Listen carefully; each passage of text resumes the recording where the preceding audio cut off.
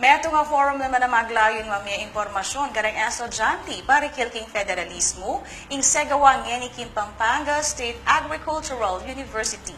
Ay ning balita ng Jane Argoso.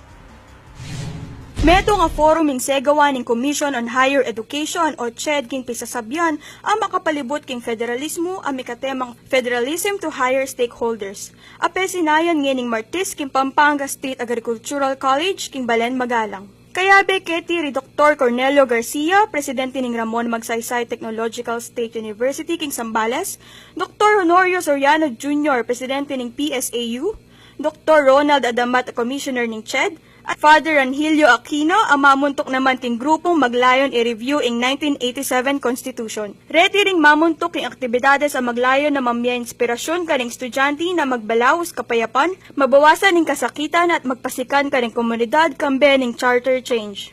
Inya mong milabas sa bulan, magpaumpisa ng training ng commissioner karing piling faculty members, iba't king miyaya liwang state colleges at universidad king Region 3, para umpisanda ing pamanuro at pagpresenta king positibo at negatibong epekto ng federalismo king lalam ng sistema ng Pilipinas. Because we have some internationalization program or the ASEAN integration, and we have to keep our standard. Standard that means education, Philippine education should be competitive not only nationally but internationally.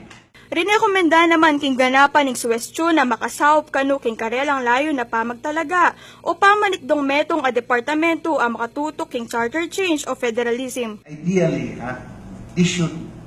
this program is supposed to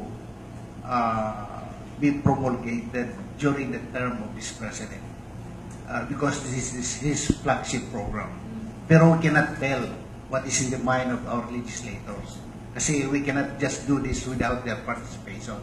It has to go through Congress.